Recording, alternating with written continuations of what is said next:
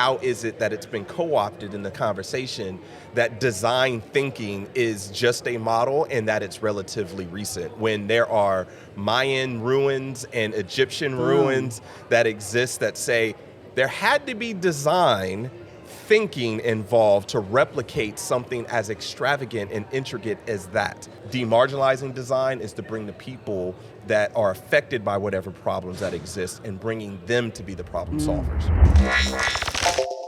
I am so excited that I get the pleasure of being the person that interviews you. Nice to meet you, Holly. Because you are absolutely one of my favorite people. And you have a new book out. Would you tell us about that book? And Matt Miller, by the way, is joining us because of the fact that Matt has already consumed every morsel of this book. So tell us about it. Oh, goodness. I can't wait to hear Matt's feedback and thoughts on it. But yeah, demarginalizing design is all around elevating equity in this thing that we call design thinking. And design thinking is oftentimes looked at as, number one, like the solution to everything. But also there's a lot of myths around what design thinking is, and really love to deconstruct that, and most importantly, elevate equity in the conversation. So will you explain design thinking for some people who might be watching who are like, I think I know. Yep. Well, thank you for even that setup, because for the people that say, I think you know, I want to say congratulations if you know of one of the several design thinking models that exist. And so first and foremost, to recognize that design thinking, it is what it sounds like. It is thinking like a designer. And there are multiple models that exist. And in education, there's typically two models that are most popular. But then I want to press the pause button right there and ask the question, why is it that you only know about that particular model when there are many? And how is it that it's been co-opted in the conversation that design thinking is just a model and that it's relatively recent, when there are Mayan ruins and Egyptian ruins that exist that say there had to be design thinking involved to replicate something as extravagant and intricate as that? How do you irrigate from a desert if you are not implementing a process that has been iterated upon and has been improved, and we are finding and learning about it even still in its complexity? So demarginalizing design is to bring the people that are affected by whatever problems that exist and bringing them to be the problem solvers. And so in your way of thinking of this, the people affected by the problems could be the students, the parents. Absolutely. So another thing, so if people are familiar with design thinking, they may have heard of human-centered design. And human-centered design is absolutely wonderful. It's thinking, how does this affect real people? But when you take it beyond that and say, how does it not only affect real people, but then how do they see how it affects them? Bringing them into the conversation, and then not just like interviewing them and say, okay, I'm going to come up with some good solutions for your problem. How do we call them in as the experts who can help solve the problem as well? And we really just facilitate. So that's why I'm hoping teachers hear that really loudly, because that's what our call is as educators, is to be facilitators versus experts that have all the answers. And can I say one thing, because I know Matt probably has a lot to say. I can't wait. But I'm hearing like this could be an opportunity to allow parents advocacy around things that they don't know how to deal with in the school. And we're seeing that a lot. Yes. We're seeing there's people who get an idea and they go to a school board meeting and they yell and scream, but they don't understand the advocacy of the design thinking. Come with a solution. Let's sit around a table and talk this through instead of you telling me your talking points, we'll call it. Yeah, I would say a couple things to that. The first being, not just speaking about the problem and then leaving that empty for someone else to solve, right? Like, here's my problem, you solve it. But also not having the burden of, the only way I can speak up is if I have a solution. What if I had a solution, then we wouldn't be sitting here with a problem. Right. But if there would be a community that has an agreement, we need to solve this together, and we can utilize a process. And like I said, there's multiple that exist. My favorite out of the popular models would be liberatory design. I've created a gamified design thinking process, but it's all about engaging the community members together, going through that process, and now we're all, as stakeholders, invested in whatever that solution is. I was so ready to hear your answer to that come with a solution thing, because I remember that specifically out of your book. Like, it's good in principle, but it also becomes like a barrier, right, to engaging in the conversation, which I really love. And the other thing that I love about the book too is, see, I've always thought of design thinking in schools as like something kids do with engineering. Yeah. And it's like that. It seems like it's in that neat little box, but you can use it to address lots of bigger problems in the school, in the community, in the world at large, right? Absolutely. We talk about service learning and all of its benefits, but what if we're actually calling in the people that we are, quote, serving, and we are experiencing the reciprocal relationship of helping one another and co-designing solutions to problems that exist that affect us all. Yeah, so it's not like somebody riding in on a horse and saving the day or anything. Absolutely like we're not. Working together. Yep. The other thing, one of the things that I remember very clearly, and I've heard you talk about this outside of the book too, is that there's a difference between puzzles and problems. I love it. Yeah, and solving a problem and solving a puzzle are two different things, and it's an important distinction to make when we're doing this kind of work. I mean, there's value in solving puzzles too, but it's good to know the difference, right? Yeah, I mean, puzzle... Break that down. So puzzle solving, it's really about, it's building skills, right? So that's good. You need skills for the sake of solving real problems. I mean, problems affect people and their environment. But if you're looking at a word, quote, problem, a math problem, it's like how many pieces of candy are in the jar. It's like, number one, I got 99 problems and candy ain't one. That doesn't really affect me, right? That does not affect me in any sort of substantial way. And so I think we misuse the word problem so much so that it's overused, and then we call everything a problem. Like, actually, that is a hypothetical situation, and it's a puzzle, and put in its proper context, we need the skills that are necessary. These are requisite skills to solve real world problems. So then let's identify what are some of the real world problems that these skills are relevant to. Yeah.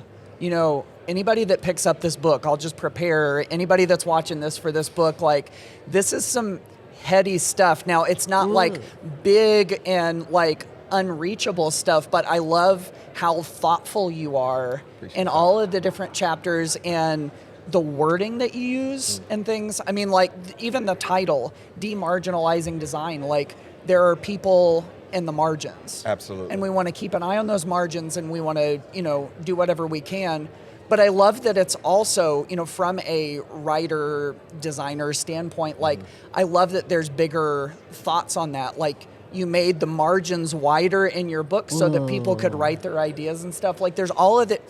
You read through this book and you start to see how much care, like, you get the feeling that this really is kind of like, maybe not your life's work, but it's like you can see the care that you put into it from the beginning, which I love. So, as a writer, I just really appreciate that. I really appreciate that a lot. Thank you so much, Matt. And I want to say, you said, I don't know if it's your life's work, but I think it is your life's work. I've heard you break this stuff down, and you do it in such an incredible way with an eye on the equity part of it.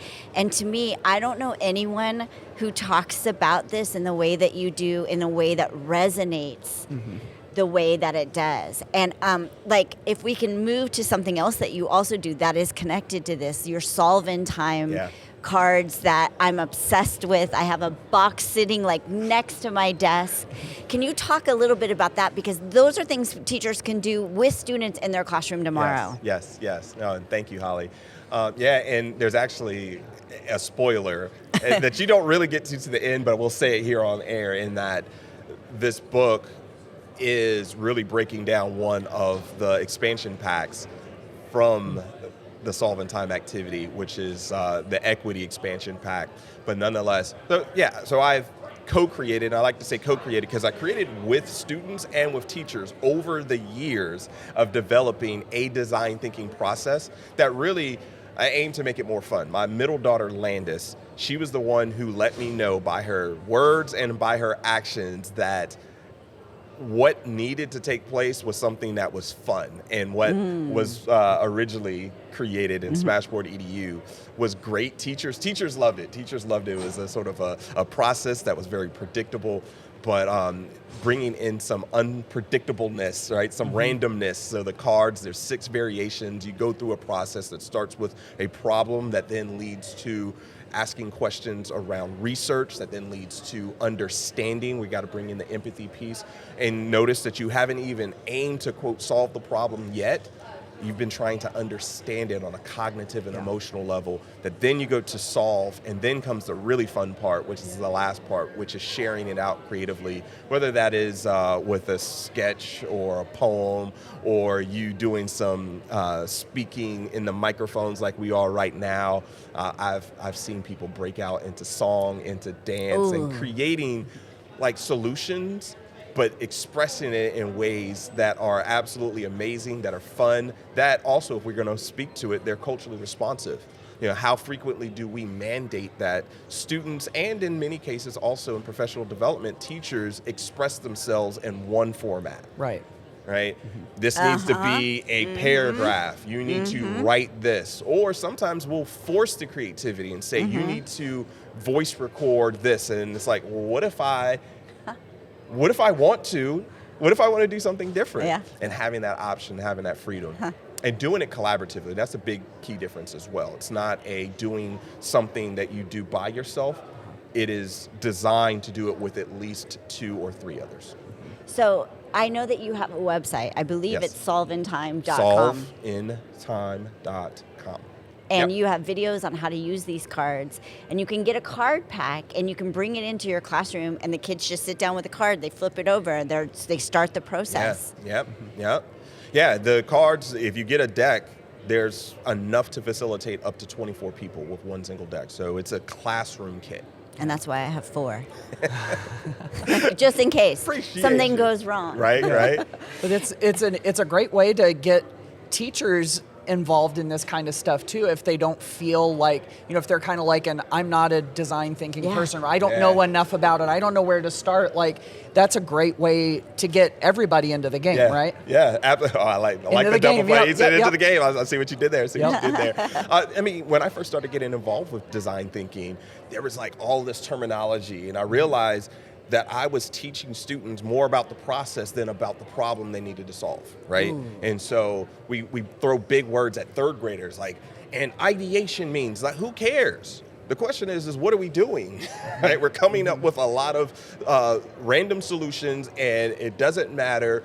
This is, they don't have to be perfect. We're throwing everything on the board. And then if later we wanted to find it, oh, by the way, that is a term that's called ideation, right? We put all this sort of technical jargon on things that really become bumps in the road to creativity. Yeah.